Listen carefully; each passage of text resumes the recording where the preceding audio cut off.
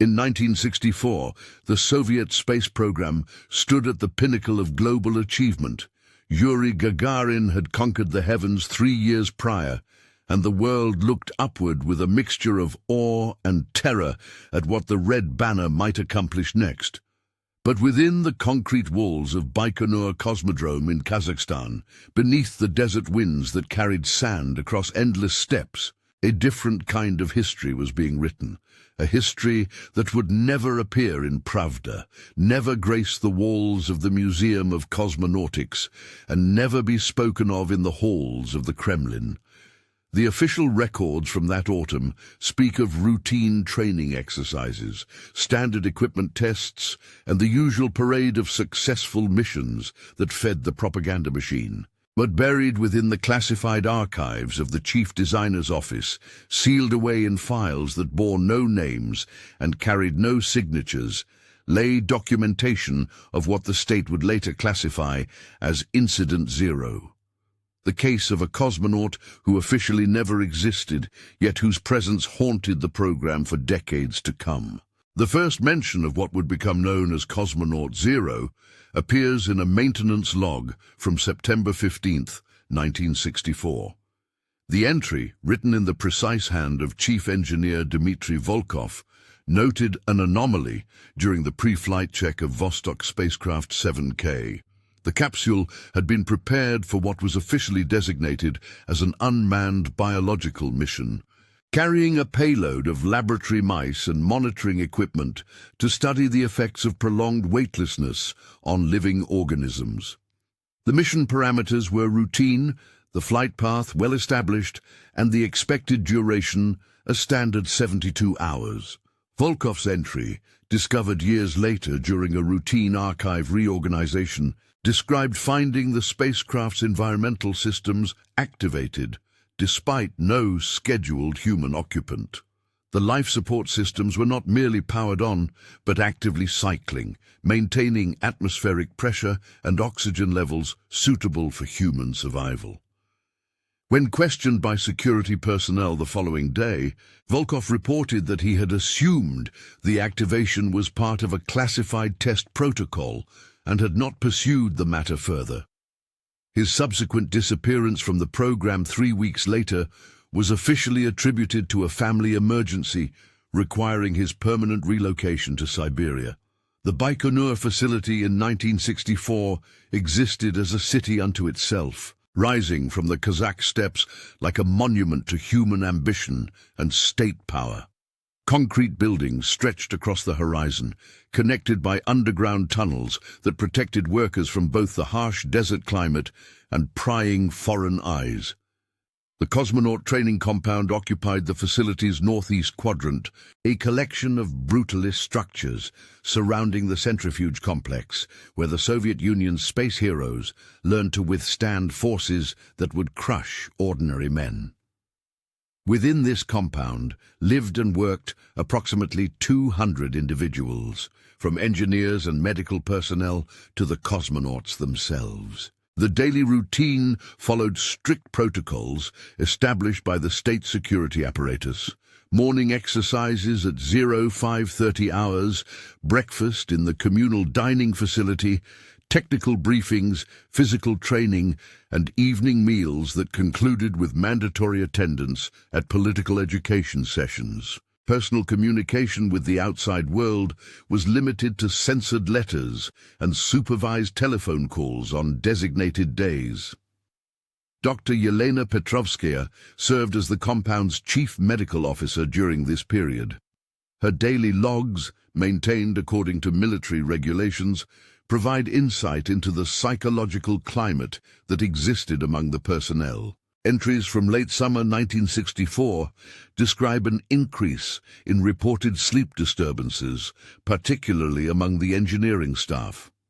Workers complained of sounds emanating from the spacecraft assembly areas during night shifts, described as mechanical noises that did not correspond to any scheduled activities. Petrovskaya noted that these reports coincided with a marked increase in requests for sedatives and sleeping aids among the technical personnel. Her medical recommendations for schedule adjustments and stress reduction measures were repeatedly denied by facility administration. In her final entry, dated October 3, 1964, she wrote simply, "The men speak of voices in the walls. I have begun to hear them too." The incident that would later be classified as the catalyst for Incident Zero occurred during the early morning hours of October 7, 1964. Senior Lieutenant Vladimir Komarov, who would later perish in the Soyuz-1 disaster, was conducting a routine inspection of the spacecraft preparation facility when he encountered what he initially believed to be a fellow cosmonaut in full pressure suit examining the Vostok 7K capsule. Komarov's incident report, filed with facility security and later sealed in the classified archives, described his attempt to identify the individual. The figure appeared to be conducting a thorough pre-flight inspection, moving with the practiced efficiency of an experienced cosmonaut. When Komarov called out a greeting, the figure turned toward him but did not respond. The helmet's visor remained dark, reflecting the facility's fluorescent lighting in a way that prevented visual identification. According to Komarov's account, he approached to within 3 meters of the figure before realizing that the pressure suit bore no identifying markings, rank insignia, or name patches that were standard on all Soviet space equipment. The suit itself appeared to be of an unfamiliar design, featuring subtle modifications to the life support connections and helmet configuration that did not match any variant in active use by the program.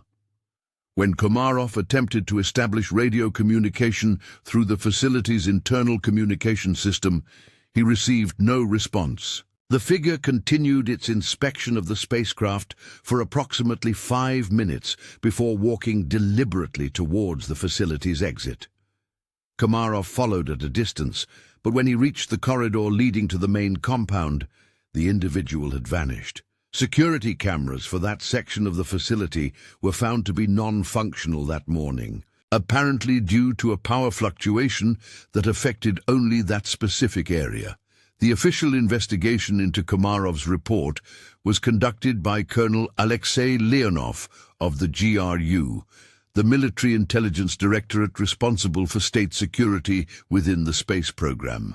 Leonov's preliminary report, declassified during the post-Soviet archive releases, dismissed the incident as a case of mistaken identity compounded by the stress of intensive training schedules. However, his private notes, discovered among his personal effects after his death in 1998, tell a different story. Leonov had interviewed every individual with authorized access to the spacecraft preparation facility during the relevant time period. Each person accounted for their whereabouts during the hours in question, and none reported conducting any inspection activities in the area where Komarov had made his observation. More significantly, Leonov discovered that the facility's equipment inventory showed no missing pressure suits or related gear that could account for the figure Komarov had encountered. The colonel's private investigation extended to examining the Vostok 7K spacecraft itself. His notes describe finding evidence that someone had indeed conducted a thorough pre-flight inspection during the time period in question. Inspection panels had been opened and properly resealed, system readouts had been accessed, and the spacecraft's log computer showed activity during hours when no authorized personnel were present in the facility. Most disturbing to Leonov was his discovery that the inspection had been conducted with a level of technical knowledge that exceeded that of most program personnel. The individual had accessed systems that required specialized training and security clearances held by fewer than a dozen people within the entire facility. Yet none of those individuals had been present in the building at the time of Komarov's encounter.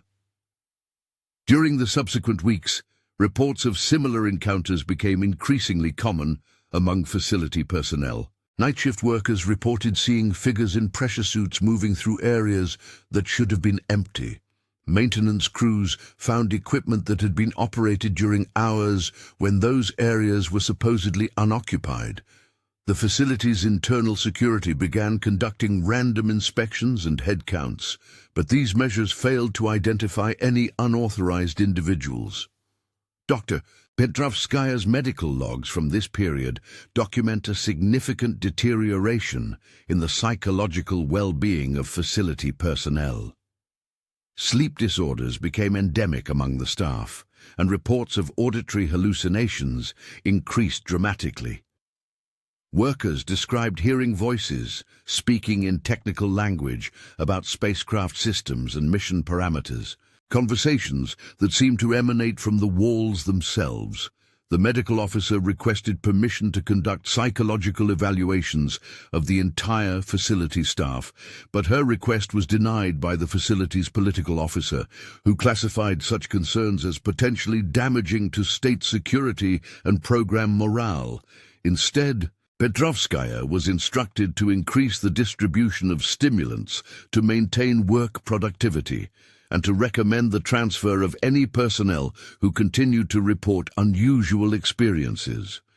The situation reached a critical point on October 22, 1964. Launch preparations for the Vostok 7K mission were proceeding according to schedule when ground control personnel detected unauthorized radio transmissions originating from the spacecraft during its final systems check.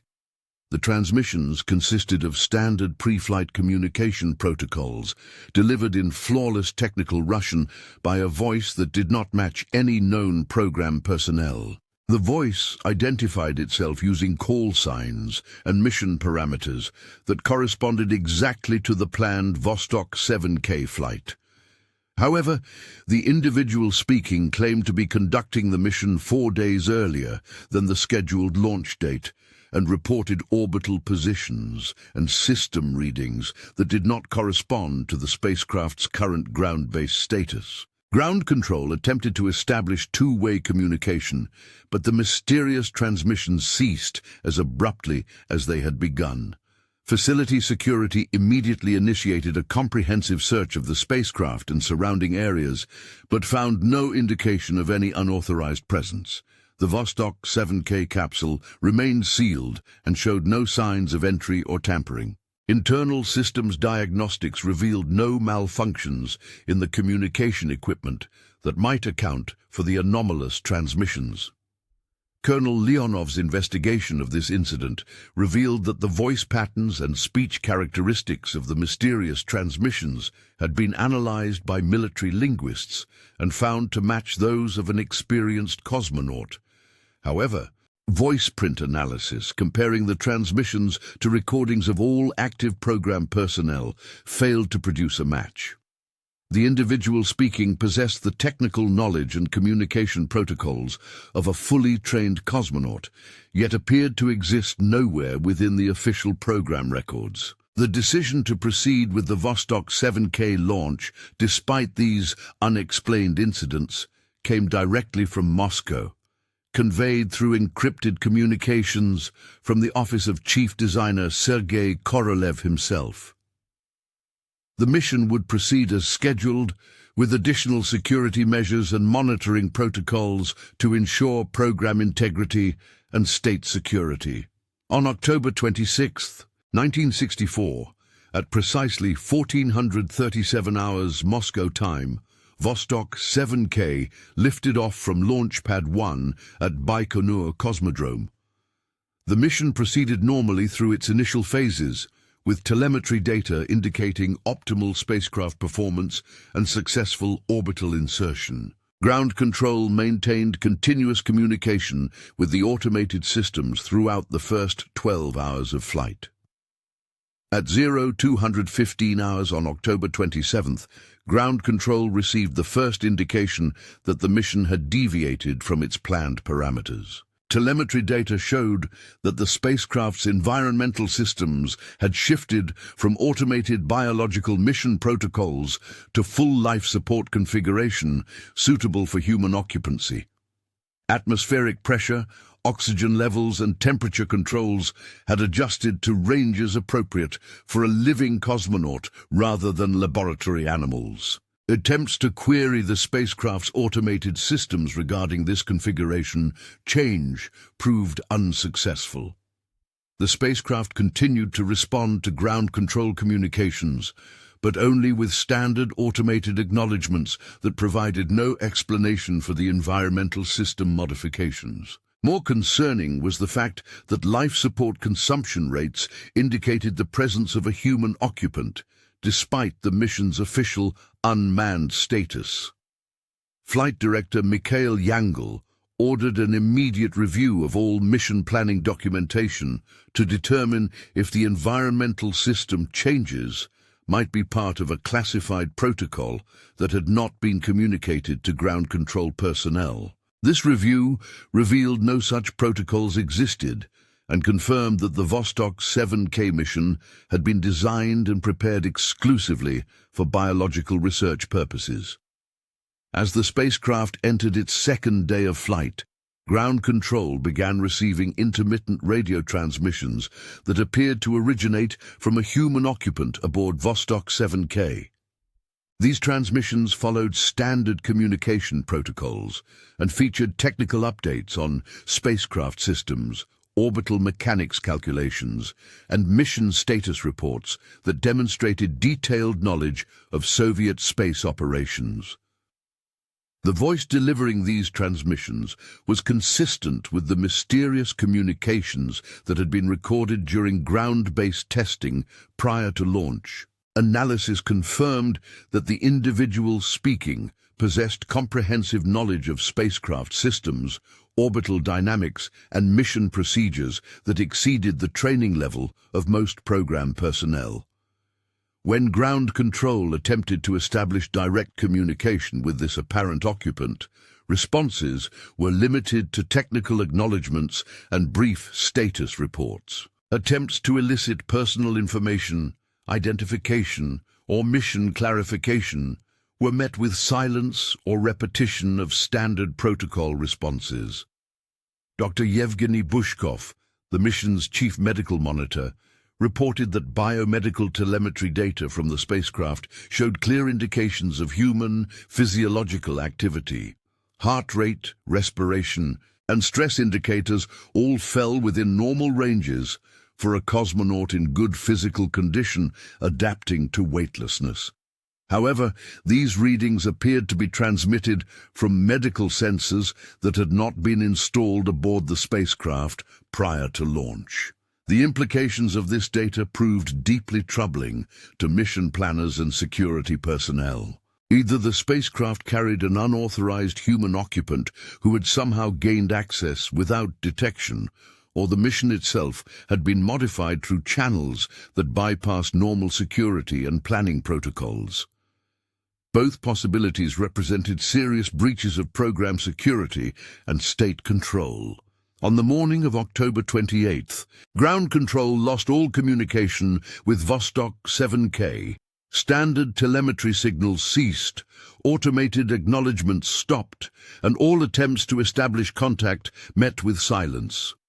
The spacecraft's orbital trajectory remained stable and predictable, but it had effectively vanished from the communication network that connected Soviet space missions to their ground-based controllers. Emergency protocols were immediately implemented, with tracking stations across the Soviet Union directed to monitor for any signals from the missing spacecraft.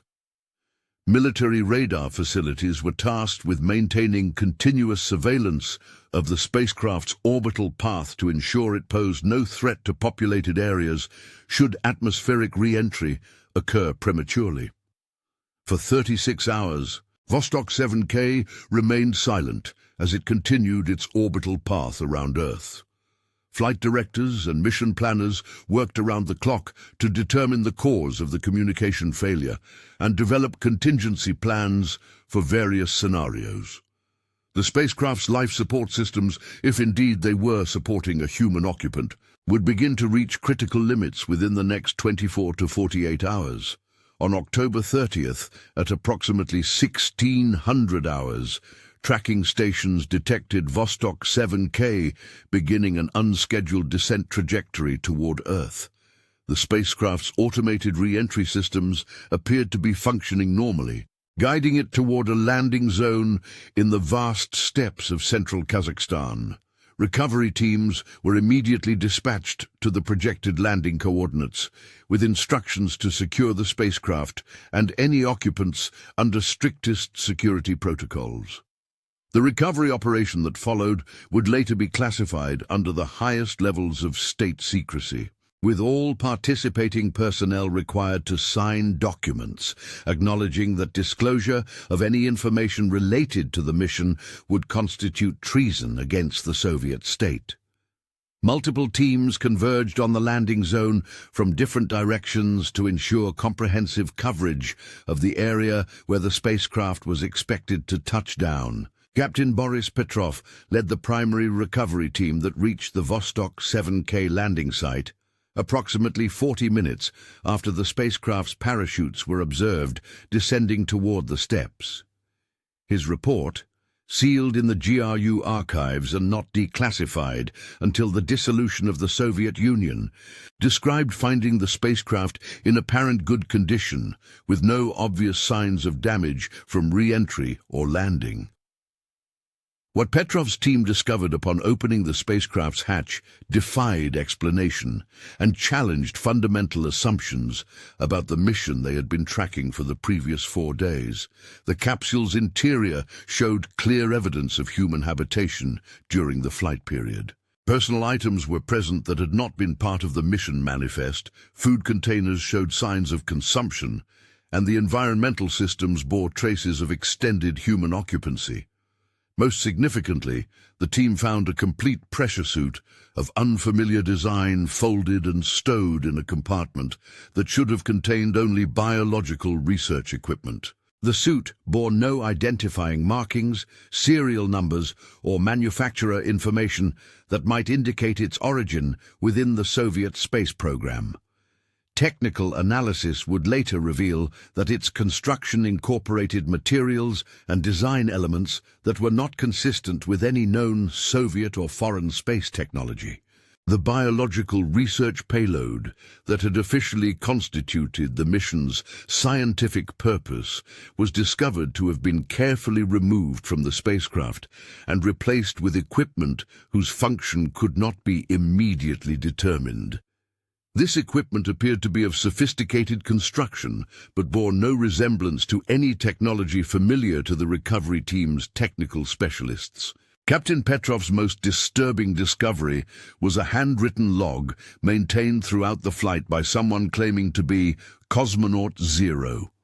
The log entries, written in precise technical Russian, documented daily activities aboard the spacecraft, orbital observations, system maintenance procedures, and personal reflections on the experience of spaceflight. The handwriting analysis conducted by military specialists could not match the entries to any known personnel within the space program.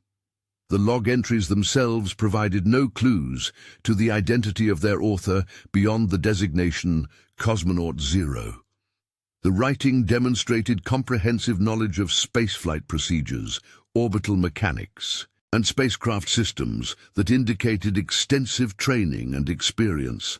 However, the individual appeared to exist completely outside the documented structure of the Soviet space program. One entry, dated October 28th and written during the period when ground control had lost communication with the spacecraft, stated simply, "The silence is necessary now. They cannot understand what they have awakened. The program was never meant to reach this far."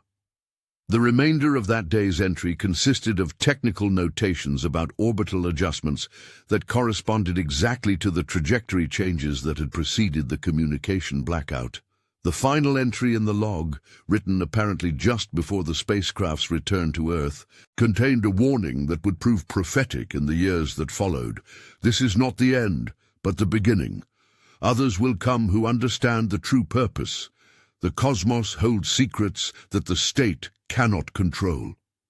The entry was followed by precise landing coordinates that matched the actual touchdown location to within meters. Colonel Leonov's investigation into the recovered materials expanded to encompass the entire history of the Soviet space program, searching for any indication of how an unauthorized mission might have been conducted using official resources and facilities. His inquiry revealed a pattern of anomalies dating back to the earliest days of the program that had been consistently overlooked or explained away by facility administrators. Personnel records showed gaps and inconsistencies that suggested the presence of individuals within the program who existed outside normal documentation and oversight procedures. Equipment inventories revealed discrepancies that could not be accounted for through normal usage or maintenance requirements. Most concerning were the communication logs that showed evidence of planning and coordination for activities that did not correspond to any official mission schedules. Leonov's investigation team discovered that the modifications to Vostok 7K that had enabled it to support human life during the mission had been implemented using sophisticated techniques that required access to technical specifications and classified systems information. The work had been performed with a level of skill that indicated extensive experience with Soviet space technology, yet left no traces that would identify the individuals responsible. The pressure suit recovered from the spacecraft represented perhaps the most significant evidence of the unknown capabilities possessed by whoever had conducted the unauthorized mission. Technical analysis revealed that its design incorporated advances in life support technology, material science, and ergonomic engineering that exceeded the state-of-the-art in 1964 by what specialists estimated to be at least a decade. The suit's construction used materials that were not available through normal Soviet industrial channels and featured design innovations that had not yet been developed by the program's official research and development teams. Its existence suggested access to technological resources and manufacturing capabilities that operated independently of the centralized Soviet space program infrastructure. During the weeks following the Vostok 7K recovery, facility security at Baikonur was enhanced dramatically in an attempt to prevent any recurrence of unauthorized activities. Personnel were subjected to intensive background investigations, access controls were strengthened, and surveillance systems were upgraded throughout the complex. Despite these measures, reports of unusual incidents continued to accumulate. Night shift personnel continued to report encounters with unidentified individuals in spacesuits moving through areas that should have been secured and empty. Equipment was found to have been operated during hours when no authorized personnel were present. Most disturbing were the discoveries of technical modifications to spacecraft and systems that had been implemented without authorization and left no documentation of who had performed the work or why. Dr. Petrovskaya, who had been quietly transferred to a research position in Moscow following the Vostok 7K incident, continued to receive reports from former colleagues at Baikonur about the deteriorating psychological climate among facility personnel. Sleep disorders, anxiety, and reports of auditory hallucinations remained endemic among the staff, despite the official position that the unauthorized mission had been an isolated incident.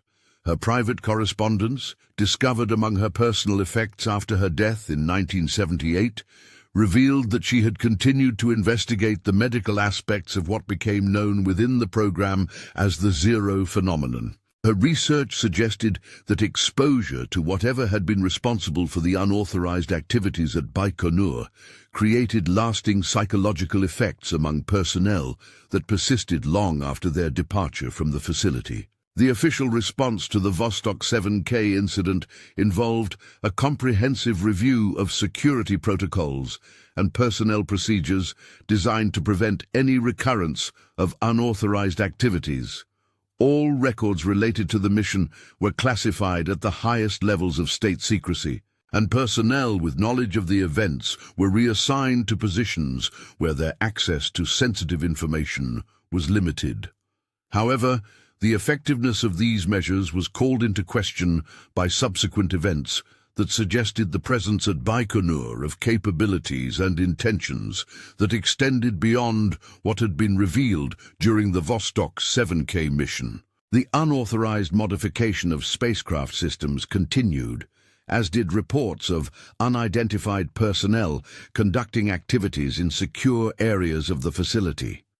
Most significantly, analysis of mission telemetry data from subsequent Soviet space flights revealed anomalies that suggested ongoing interference from external sources. Communication signals were detected that did not originate from official spacecraft, but demonstrated detailed knowledge of mission parameters and technical specifications. These signals consistently identified their source as Cosmonaut 0, but attempts to locate their point of origin proved unsuccessful. The psychological impact of these continuing incidents on Baikonur personnel reached critical levels during the early months of 1965. Several key technical specialists requested transfers to other facilities, citing stress-related health concerns. Others simply disappeared from the program without completing their assignments or providing forwarding addresses.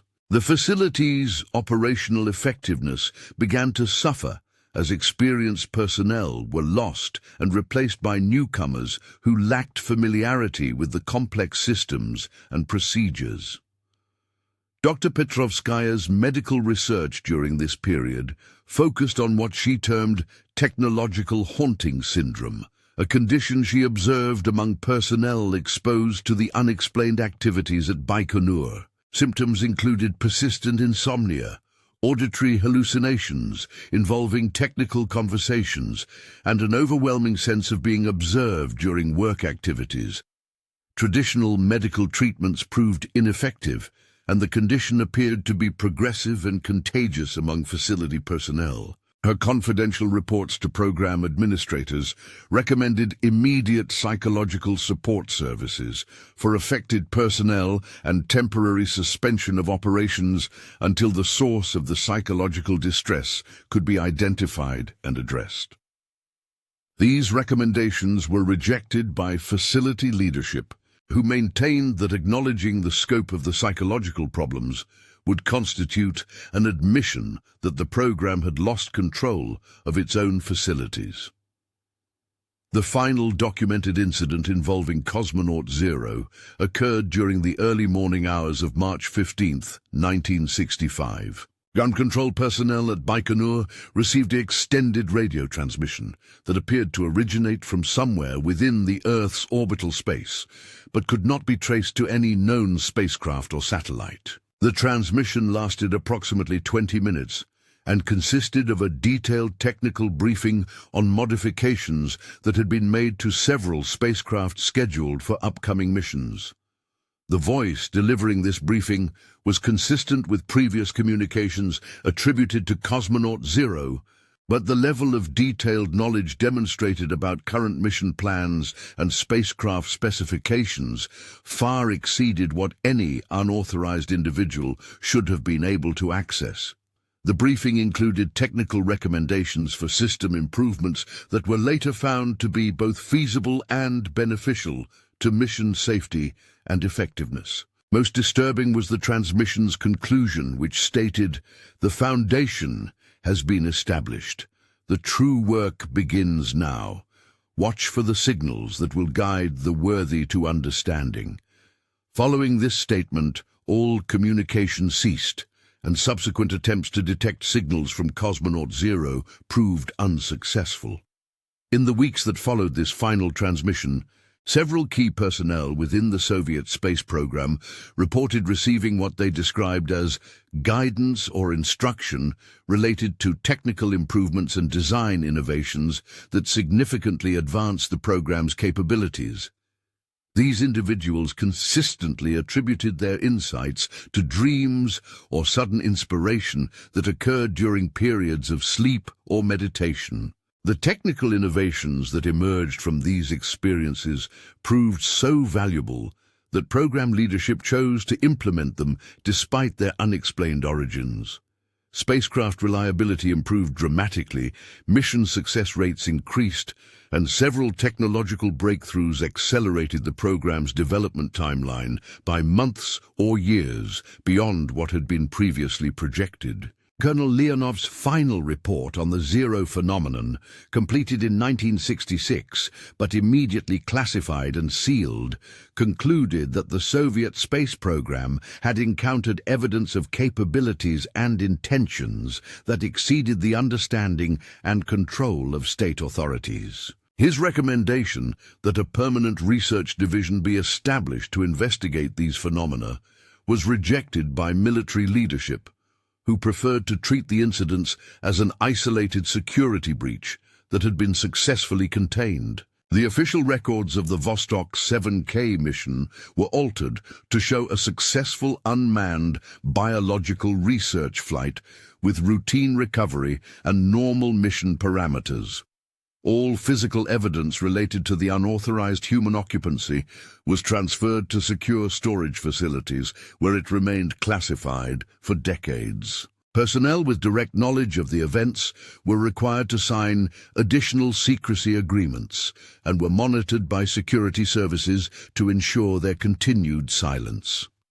However, the influence of Cosmonaut Zero on the Soviet space program continued to manifest in subtle ways throughout the remaining years of the 1960s. Technical innovations of unknown origin continued to appear in spacecraft designs. Mission planning procedures incorporated improvements that could not be traced to official research and development activities, and personnel reported continuing experiences of guidance and instruction from sources they could not identify. The psychological effects observed among Baikonur personnel gradually diminished as the original witnesses to the zero phenomenon were transferred to other positions or retired from the program. New personnel arriving at the facility showed no awareness of the unusual activities that had characterized the autumn and winter of 1964, and official policy discouraged any discussion of the events among remaining staff. By 1967, the incidents involving Cosmonaut Zero had become part of the informal folklore shared among veteran space program personnel, discussed in whispered conversations, but never documented in official records or acknowledged by facility administration. The technological improvements that had resulted from the phenomenon were integrated into standard program procedures without reference to their mysterious origins. Dr. Petrovskaya's research into the lasting effects of exposure to unexplained technological phenomena continued in her position at the Moscow Research Facility until her death in 1978. Her private notes, discovered decades later, suggested that she had maintained contact with former Baikonur personnel who continued to experience what they described as technological insights and guidance throughout their careers. Her final research summary, written just months before her death, stated, "We encountered something that challenged our understanding of human capability and technological possibility. Rather than investigate further, we chose to classify and forget. History will judge whether this was wisdom or cowardice." The document was found among her personal effects, but never submitted to any official agency or research institution.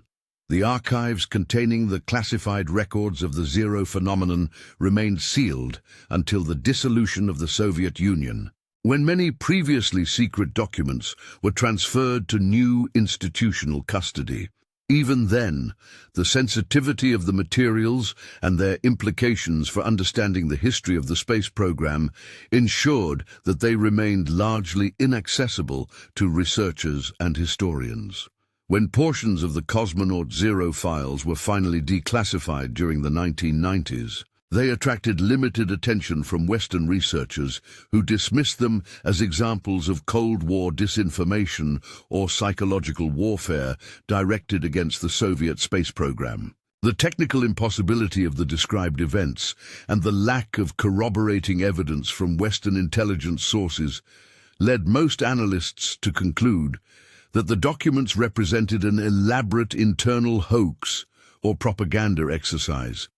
However, several former Soviet space program personnel who had maintained their silence for decades began to speak privately about their experiences during the 1960s.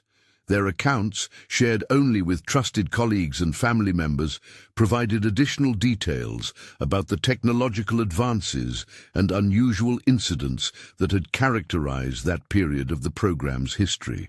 These informal testimonies described a climate of innovation and discovery that exceeded what should have been possible given the official resources and knowledge available to the program at that time.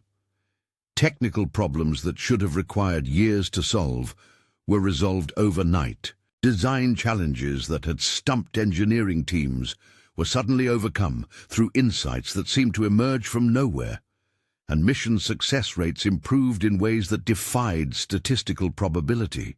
The individuals sharing these accounts consistently reported that they had never understood the source of the technological advantages that accelerated Soviet space achievements during the latter half of the 1960s. They described feeling guided or assisted by knowledge that exceeded their own training and experience, but could not explain how this guidance had been provided or why they had been chosen to receive it. Several former personnel mentioned dreams or visions in which they received detailed technical instruction about spacecraft systems, orbital mechanics, and engineering solutions that proved applicable to their official work responsibilities. These experiences were so vivid and technically accurate that many initially assumed they were accessing forgotten knowledge from their formal training, only to realize later that the information exceeded anything they had been officially taught. The pattern of these experiences suggested a form of knowledge transfer that operated outside normal educational and training channels, but produced results that significantly advanced the program's capabilities. Personnel who experienced this phenomenon consistently described feeling that they were participating in something larger than the official Soviet space program, though they could not identify what that larger purpose might be. During the years following the dissolution of the Soviet Union, several attempts were made by independent researchers to locate physical evidence related to the Cosmonaut Zero incidents. The unusual pressure suit recovered from Vostok 7K had apparently been transferred to a secure research facility, but post-Soviet authorities could not locate the materials or determine what had become of them during the transition between governments. Similarly, the technical equipment found aboard the spacecraft and the handwritten log, attributed to Cosmonaut Zero, had vanished from their designated storage locations. Archive personnel could find no records indicating that the materials had been officially transferred, destroyed, or otherwise disposed of according to normal procedures. The items appeared to have simply ceased to exist within the documented chain of custody. This pattern of missing evidence extended to personnel records, technical documentation, and facility logs related to the Baikonur incidents. Materials that should have been preserved according to standard archival procedures could not be located, and backup copies that should have existed in multiple locations had apparently been systematically removed or destroyed by unknown parties. The few documents that survived this apparent purging were fragmentary and provided only glimpses into the scope and significance of what had occurred during the autumn and winter of 1964. Enough remained to confirm that extraordinary events had taken place, but insufficient detail existed to allow comprehensive understanding of their nature and implications. Among the surviving materials was a single photograph, apparently taken during the Vostok 7K recovery operation. that showed an object lying beside the spacecraft that did not appear in any official mission inventory. The object appeared to be a small electronic device of unfamiliar design, but the photograph's resolution and quality made detailed analysis impossible. Technical specialists who examined the photograph during the 1990s noted that the device's apparent construction suggested manufacturing techniques and materials that were not consistent with Soviet technology from the 1960s. However, without access to the actual object, definitive conclusions about its origin and purpose could not be reached. The legacy of Cosmonaut Zero within the history of the Soviet space program remains largely hidden beneath layers of classification, missing documentation, and the passage of time. Official histories make no mention of the incidents, and surviving personnel have generally maintained their silence about experiences that challenged fundamental assumptions about technological capability and institutional control. Yet, the technological advances that emerged from the program during the period immediately following the Zero phenomenon continue to influence space exploration capabilities decades later. Design innovations, first implemented during the mid-1960s, became standard features in spacecraft development. Mission planning procedures incorporated safety and efficiency improvements that originated during that period, and training methods included techniques that proved remarkably effective despite their unexplained origins. The question of whether these advances represented the natural evolution of human technological capability or something more extraordinary remains unanswered. The systematic removal of evidence and documentation related to the Cosmonaut Zero incidents has made definitive analysis impossible, leaving only fragments of a story that challenges conventional understanding of what occurred during one of the most ambitious periods in human space exploration. Dr. Petrovskaya's final research notes included an observation that proved prophetic. "We have touched something beyond our current understanding, and it has touched us in return. The effects will continue to manifest in ways we cannot predict or control. Future generations will inherit both the benefits and the mysteries of what we have encountered." The influence of those mysterious months at Baikonur can be traced through subsequent decades of space exploration, not only within the Soviet program, but in the broader international effort to understand and explore the cosmos. Technical innovations, procedural improvements, and conceptual breakthroughs that emerged during the period following the Cosmonaut Zero incidents became part of the foundation upon which modern space exploration capabilities were built. Whether those advances represented the natural progress of human ingenuity responding to technological challenges or something more extraordinary remains one of the enduring mysteries of the space age.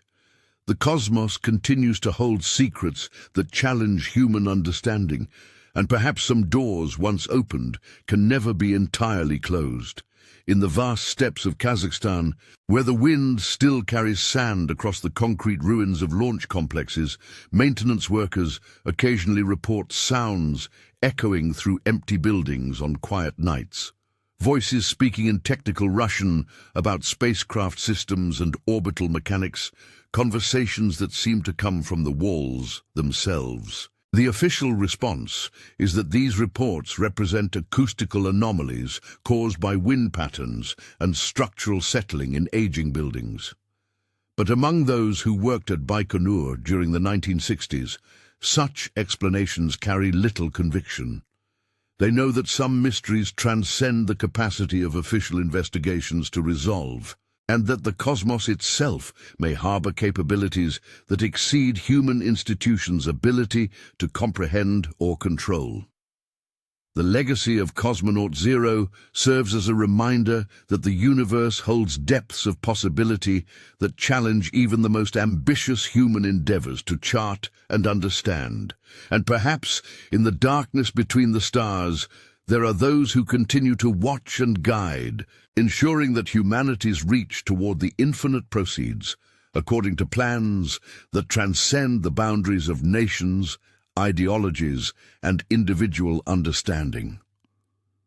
The true scope of what was awakened during those autumn months in 1964 may never be fully known, but its influence continues to shape humanity's relationship with the vast mystery that surrounds our small planet in the cosmic darkness.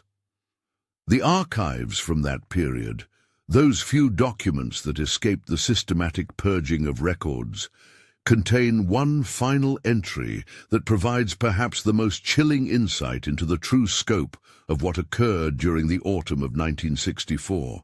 Found among Colonel Leonov's personal effects was a handwritten note dated December 31st, 1964, that read simply, "They were never trying to infiltrate our program. We were being prepared for something larger." This note accompanied a technical schematic of unknown origin that showed modifications to spacecraft designs that would not be officially developed until the 1970s. The schematic bore the notation Phase 2 Implementation in the same handwriting that had been found in the Cosmonaut Zero flight log, suggesting that what had occurred was merely the beginning of a larger plan that extended far beyond the immediate incidents at Baikonur. The implications of this discovery troubled Leonov sufficiently that he initiated a personal investigation that continued until his death in 1998.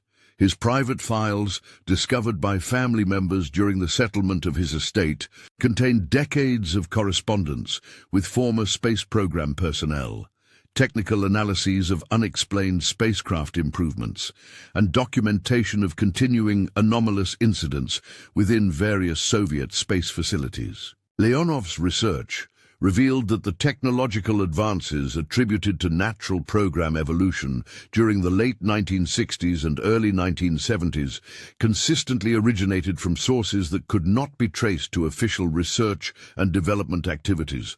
Design innovations appeared simultaneously at multiple facilities. Technical problems were solved through methods that exceeded the documented capabilities of assigned personnel, and mission success rates improved in ways that defied statistical analysis.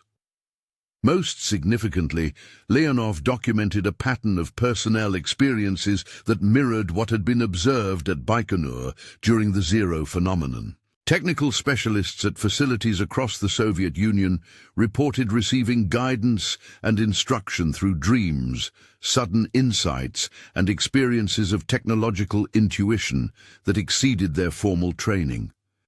These experiences consistently produce results that advance the program's capabilities in measurable ways.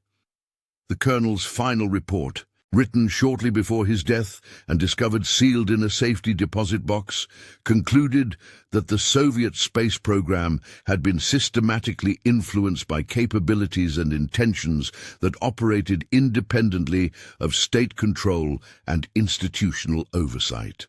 His recommendation was that future investigations should focus not on identifying intruders within the program, but on understanding humanity's role within a larger cosmic context that included forms of intelligence and technology that exceeded current human understanding. The mystery of Cosmonaut Zero represents more than an isolated incident of unauthorized activity within a classified government program. It stands as evidence that humanity's expansion into space may have attracted the attention of forces that view our technological development as part of a larger pattern of cosmic evolution. The technological advances that emerged from that mysterious autumn in 1964 continue to influence space exploration capabilities, suggesting that the encounter left permanent changes in human technological capability. Today, as international space programs push toward Mars and beyond, engineers and mission planners occasionally encounter design solutions and technical innovations that seem to emerge from sources beyond their documented research and development activities. These advances are typically attributed to the natural evolution of human ingenuity, But those familiar with the classified history of the Cosmonaut Zero incident recognize patterns that echo what occurred at Baikonur more than half a century ago. The cosmos continues to hold secrets that challenge human understanding, and perhaps the most profound of these is the possibility that our species is not alone in its technological development. The voices that spoke from the walls of Baikonur during that winter of 1964 may have been heralds of a larger truth about humanity's place in the universe, one that transcends national boundaries, ideological differences, and individual ambition. In the end, the case of Cosmonaut Zero serves as a reminder that the universe itself may be far more mysterious and interconnected than our current scientific paradigms acknowledge. The darkness between the stars may not be empty, and humanity's journey into space may have been guided by intelligences that view our technological evolution as part of a cosmic plan that extends far beyond what any earthbound government or institution can comprehend or control. And perhaps, on quiet nights at space facilities around the world, technicians still pause when they hear voices in the walls, speaking in languages of mathematics and engineering about missions yet to come and destinations that exist beyond the current boundaries of human imagination. The legacy of Cosmonaut Zero continues to echo through humanity's expansion into the infinite darkness, a reminder that we may not be traveling alone into the cosmic unknown. The true story of what happened during those autumn months at Baikonur may never be fully told, but its influence continues to shape humanity's relationship with the vast mystery that surrounds our small planet. In the end, perhaps that is exactly as it was intended to be.